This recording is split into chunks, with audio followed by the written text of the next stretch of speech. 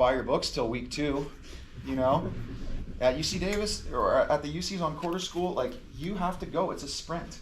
You get behind in a sprint and you don't catch up, right? And so a lot of time that's a big adjustment for people. But having better grades when you coming in sometimes helps. Challenges that we face: roster limit. All right, so many schools are now adopting roster limits due to Title IX requirements. And so whether or not these roster limits that some of these schools are saying they have are for real or not is kind of nebulous. Honestly, I've had my friends who are coaches at other places, oh, we got this limit, we probably can't take him, and then they end up taking him, you know. Ours is. So ours is 25 players. In the fall, we can't be over 25. And so that, if you don't graduate that many guys, you can't take that many. And that's true at other schools as well. So that's a conversation that your players should have with coaches. And how many players are you looking to take? How many players at my position? How many goalies are you going to take? I'm a goalie. Well, I got 5 goalies in the program already. Okay. All right. Grades. All right, so I just touched on that. Grades, like I said, we already talked about it. Lower grades is a warning sign. All right. Depth at the position also matters a lot, like I just mentioned. All right, we've got 4 goalies. We're not taking a goalie in this class. I've got 6 center defenders. I mean, I wish I had 6 center defenders. Usually that's not the position you're super deep at. You know, usually it's right-handed driver, right? But so depth at position matters, and that's something that people should ask about. Okay. Inability to accurately predict the future is also so we operate, coaches operate without all the information that we need when recruiting, and so we try to do the best possible job that we can of vetting our candidates. We have 40-minute, 30-minute Zoom interviews with them where we're asking them questions, trying to get to know them as people, to try to limit the amount of surprise that we will encounter once they arrive. And so all of that being said, you know, we just can't gather enough information about players. And so, like I said, there's a big jump between club and high school and Division I for everyone. And so coaches, quite honestly, are more inclined to take players from club programs that they have seen already prepare their players for the next level than they are to take a risk on an unknown quantity. We're more risk averse because we've had situations where we've taken one player over another and it hasn't worked out, and so we're a little bit risk averse about that. I mean, it's unfortunately it makes sense, you know, but that's a fact. So this is where coaches really come in as like key players in this thing, right? As where if you can build a relationship of trust with a particular coach, right? That is like, okay, I know this guy, he knows what he's doing, I've seen his workouts, I know that he runs a program, I've seen his guys go on, or her guys go on, or her girls go on and do really well at the next level. This person is calling me about this particular player. That's helpful, right? And so coaches, we have a huge responsibility in this. In-state, out-of-state for the UC is huge. Okay, so in-state, let's just call it 30,000 in-state, 60,000 out-of-state. All right. So financially, that's prohibitive for some people, right? So having the ability, unfortunately, to pay this out-of-state tuition without needing scholarship money is helpful. Because, and I'll get to scholarship money in a second, typically schools are spending scholarship money on their top players, whether those players are foreigners or not. Typically they're foreigners, usually.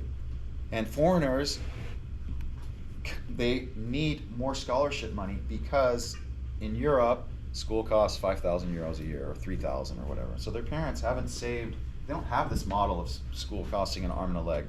And so they can't come unless they're given money. And so scholarship money gets taken by foreign players. And coaches appreciate domestic players being able to come for very little money or for no money. Okay, that's just the reality of the situation. I didn't invent that, but that's where it is. All right, scholarships. Okay, bear with me on this one. And if I don't explain this properly, please ask. Okay. My school, the NCAA limit for men's water polo scholarships is 4.5. Okay? 4.5 scholarships. How that's calculated at different universities varies, which isn't fair, but that's how it is. At my school, I am given the equivalent of I'm actually at 4.25, so I'm a little bit underfunded. 4.25 in-state scholarships. So 4.25 times 30 is $127,500. I have that much money when I'm at zero to repart among different players, right?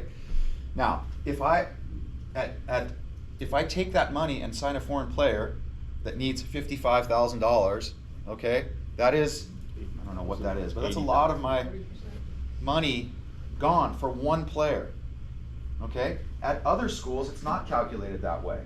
One scholarship is, in the UC system, other UC schools, it's not calculated that way. One is one. There's no distinction between in-state and out-of-state. Does that make sense? So at UCLA, you can sign a foreign player for one scholarship. It's just one. That's all the accounting is done on the back end. So how do universities decide that's how the route they're going? They just decide and do it. I'm sure we can Because do it's it. an arbitrary number for them. It's a seat taken or not taken. Right. We choose to do it this way. So it's one for them, it's two for me, right? So it can be prohibitive. And also, there's no out-of-state financial aid in the UC. Private universities, they cost what they cost, but they do have financial aid opportunities for people from out of state. Can I add one thing to that, Daniel? Yeah. Just because I have that experience. And out of state is out of state all 4 years. Like, you don't get to be an in-state person. Yeah. You can't, I think that, I'm not sure about this, but I think at Long Beach State, there's some way that you can establish residence. Yeah, not UC though, right? Not UC, no, yes. Fresno State, they do that also. You live there for a year, you establish residence, so they come in as a resident. It's a game changer. We don't have that. I don't Yes. know if this is at the UC schools or not, but I know I had this experience in college, and my son has had this experience. Some schools, you can only get one award from that school. So if you're eligible, or coach says, hey, I've got money for you, and then you also get an academic scholarship, you can only choose one of those. You can't double up. So. That used to be the case. Okay. They changed the rule.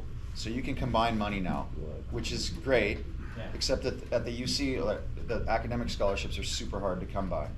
But you can combine financial aid and scholarship money, which is great. That's the way it should be. Yeah.